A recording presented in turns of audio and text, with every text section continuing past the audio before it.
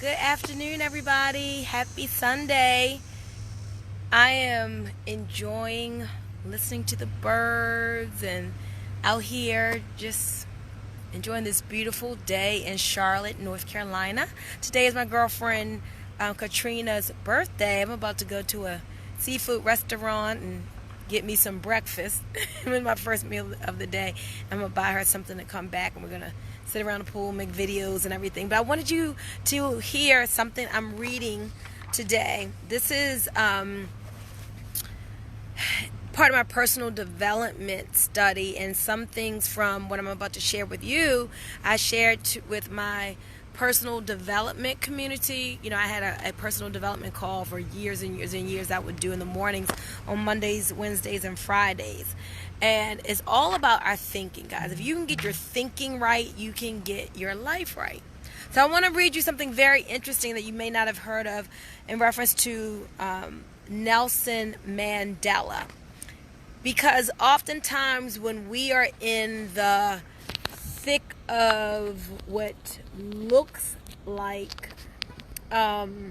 tragedy, what looks like a very bad situation, what looks like maybe our hopes and dreams will never manifest, I want you to remember something very, very powerful that Mandela used to get his thinking right when he was in jail, so that he started realizing, wait a minute, maybe what I'm going through right now is just part of the process.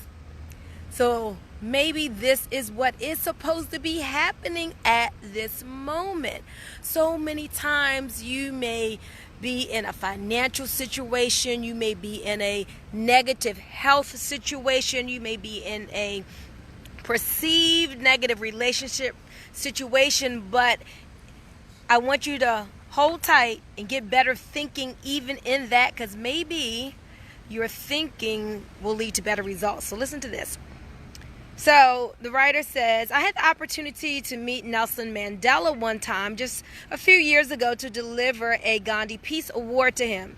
He told a story about when he was in the cell after being told he would be imprisoned for life at hard labor for having fought for the ending of apartheid.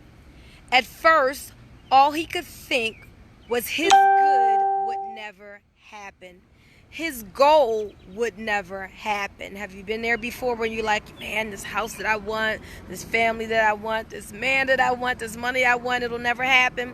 Well, Mandela thought it too. He thought, man, my goal to end apartheid is never going to happen. He filled his mind with, it will never happen now. It will never happen now. It will never happen now. And then one day he said, it was as if a stream of light landed on a parched field. The thought came through, maybe it could still happen. That was one of those God glimmers that come down on us when you're thinking the hope is lost, and then you're like, wait a minute, let me get this thing right. Maybe this could still happen for me. And so what he did was he nurtured that thought. You see, guys, we live in like a sea of thoughts, right? All these thoughts are just, people release them, they come just flying by, and if you're thinking negatively, you can choose a new and better thought. So he nurtured that thought, and listen to what he did. He began to hook that thought, and he began to embody that thought. So remember, he had the negative thoughts, oh, this is never going to happen. And then he had a good thought, maybe it can still happen. And then he started nurturing and hooking other good thoughts to that thought. And then the thought came, listen to this, well, maybe this is what it looks like while it is happening. Are you all getting this? This is so powerful. So he's in jail thinking all hope was lost. Apartheid is never going to end. The good thought comes. He nurtures the thought. And this is powerful. He thought, maybe this is what it looks like while it is happening. So while apartheid is in the process of ending, maybe me being in this jail cell is part of the process, and maybe this is just what it looks like. Maybe this is just part of the story. Isn't this so exciting? And as he began to hold the thought, maybe his being in prison had a meaning towards the end of apartheid, or his desired good. And every one of us listening to this lesson has a desired good in mind right now. So, guys, think about, here is this huge goal. Ending apartheid was probably far bigger than anything you probably have in your mind. And it looked bleak, and it looked hopeless, and it seemed, because he was in jail now, sentenced to a life of hard labor, that maybe it would never end, right? Maybe his dream would never come. But then God gave him that inkling of hope, that new, better thought that he picked up on, and he nurtured that. And he says, well, maybe this is just part of the process. Maybe this is what it looks like on my way to ending apartheid. So listen to this. So in the physical absence of its presence, we begin to practice relating to its presence at a frequency of being, which is now existent, now only in our mind, but by our expectation has to come into form. And he began to think, okay, this is what it looks like while it is happening.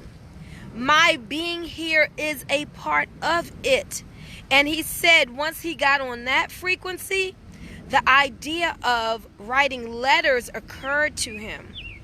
And it was through his letter writing that the American media picked up things, right? Picked things up, and you know the rest of the story.